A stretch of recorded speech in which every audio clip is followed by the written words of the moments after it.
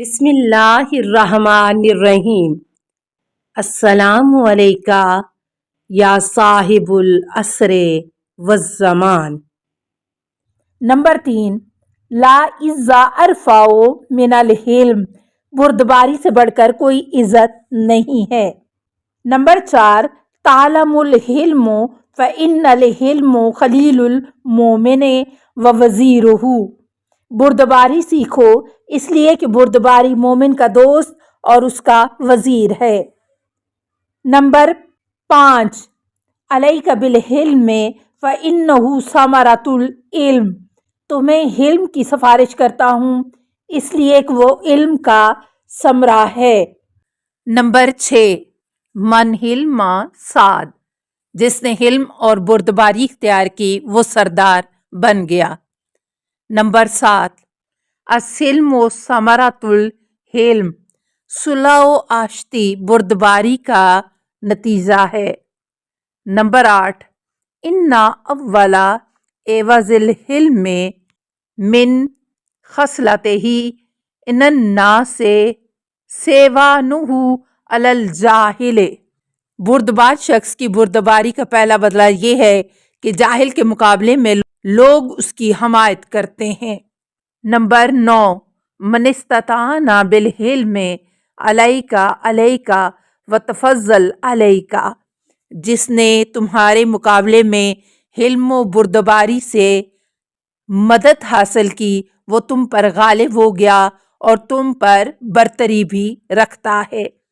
امام محمد تقی علیہ السلام اس سلسلے میں فرماتے ہیں، الحلم لباس العالم فلا تارین منہ، بردباری عالم کا لباس ہے لہٰذا اسے اتار مت دینا۔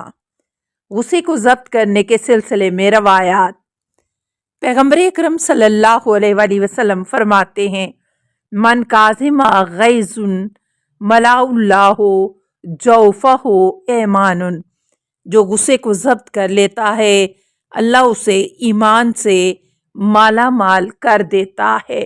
حضرت علی علیہ السلام فرماتے ہیں، من کفن غضبہ ستر اللہ عورتہ، جو اپنے غصے کو روکتا ہے خدا اس کے عیوب کو چھپاتا ہے۔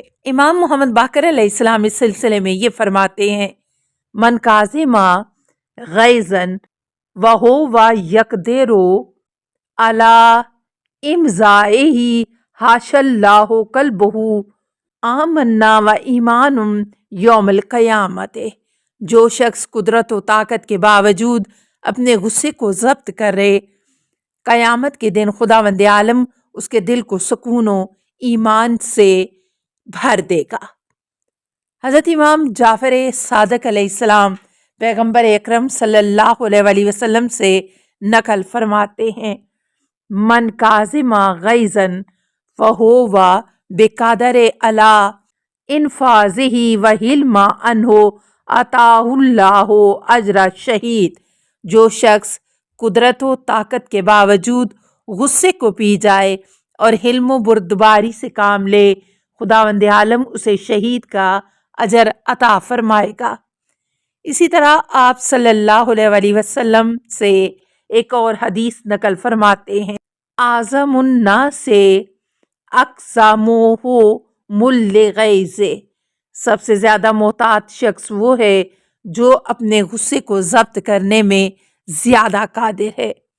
حضرت علی علیہ السلام فرماتے ہیں، الکظم ثمرۃ الحلم، غصے کو ضبط کر لینا بردباری کا نتیجہ ہے۔ امام حسن مجتبیٰ علیہ السلام سے کسی نے سوال کیا کہ حلم کیا ہے تو آپ علیہ السلام نے فرمایا، کظم الغیظ و ملک النفس، غصے کو ضبط کر لینا اور نفس پر اختیار رکھنا۔ امام زین العابدین علیہ السلام فرماتے ہیں، انہ لا یعجبنی الرجل ان یذکر، انہ لا یعجبنی الرجل ان یشرکہ حلمہ عند غضبہ، میں اس شخص کو بہت پسند کرتا ہوں جس پر غصے کے وقت حلم اور بردباری غالب آ جائے۔ روایات میں اس سوال کا جواب بھی دیا گیا ہے کہ کیا دوسروں کی بد اخلاقی کے مقابلے میں غصے کو ضبط کرنا اور حلم و بردباری سے کام لینا ذلت نہیں ہے؟ ایک شخص حضرت امام جعفر صادق علیہ السلام کی خدمت میں حاضر ہوا اور عرض کی، میرے اور ایک گروہ کے درمیان ایک مسئلے میں اختلاف ہو گیا ہے۔ میں چاہتا ہوں کہ لڑائی نہ ہو، لیکن لوگ مجھ سے کہتے ہیں کہ لڑائی نہ کرو گے تو ذلیل و خوار ہو جاؤ گے۔ آپ اس سلسلے میں کیا فرماتے ہیں؟ تو آپ علیہ السلام نے جواب دیا، انما الذلیل الظالم، ذلیل و خوار وہ ہے جو ظالم ہو۔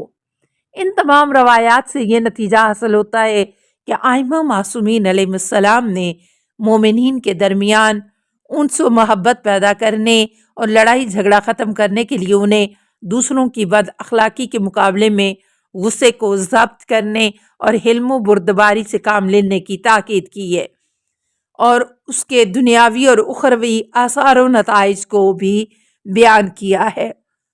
یہ بات طے ہے کہ دوسروں کی بد اخلاقی کے مقابلے میں حلم و بردباری اس حد تک بہتر ہے کہ جب تک ہمارے حقوق کی پامالی نہ ہو اور اس سے غلط فائدہ نہ اٹھایا جائے۔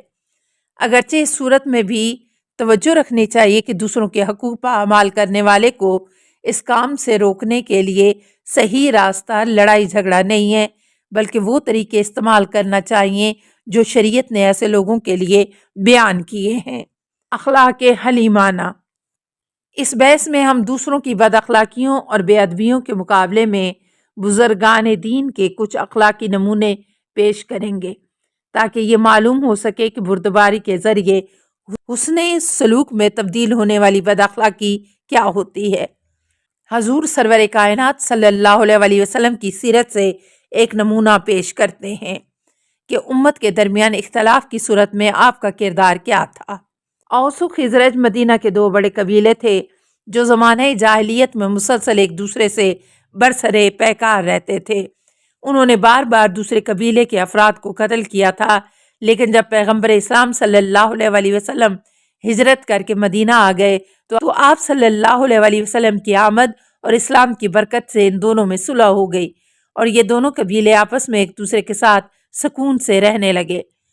ایک دن مدینہ کے شاس بن قیس نامی ایک بوڑھے یہودی نے ان دونوں قبیلوں کے لوگوں کو ایک ساتھ بیٹھے دیکھا جو آپس میں گفتگو کر رہے تھے، تو اسے ان کا اتحاد دیکھ کر جلن ہونے لگی، لہٰذا اس نے انہیں لڑنے کے لیے ایک چال چلی۔ اس لیے اس نے ایک یہودی جوان سے کہا، جاؤ اور ان کی مجلس میں شریک ہو جاؤ اور انہیں روزے بعث کی یاد دلا دو کہ جس دن ان دونوں قبیلوں نے آپس میں سخت جنگ کی تھی اور ان کے بہت سے لوگ قتل ہو گئے تھے۔ اس یہودی جوان نے ایسا ہی کیا۔ آہستہ آہستہ دونوں طرف اس قدر جوش بڑھ گیا کہ ان پر غیظ و غضب طاری ہو گیا، وہ لڑنے مرنے کو تیار ہو گئے۔ چنانچہ دونوں طرف اسلحے سنبھالنے کی تیاری ہونے لگی۔ یہ خبر پورے شہر میں پھیل گئی اور آہستہ آہستہ بقیہ لوگ بھی اپنے اپنے قبیلے سے جا ملے۔ جب یہ خبر پیغمبر اکرم صلی اللہ علیہ وسلم تک پہنچی تو آپ فوراً پہنچے اور بآواز بلند خطاب کر کے فرمایا، السلام علیکہ یا صاحب العصر والزمان، الامان الامان الامان من فتن الزمان، السلام علیکہ یا خلیفۃ الرحمن، السلام علیکہ یا امام الانس والجان، السلام علیکہ یا مظہر الایمان، السلام علیکہ یا شریک القرآن، السلام علیکہ یا قاطع البرہان، السلام علیکہ یا امام زماننا، ھذا اجل اللہ فرجک وسہل اللہ مخرجک وظہورک، السلام علیکہ ورحمۃ اللہ۔ اللہم صلی علی محمد و آل محمد۔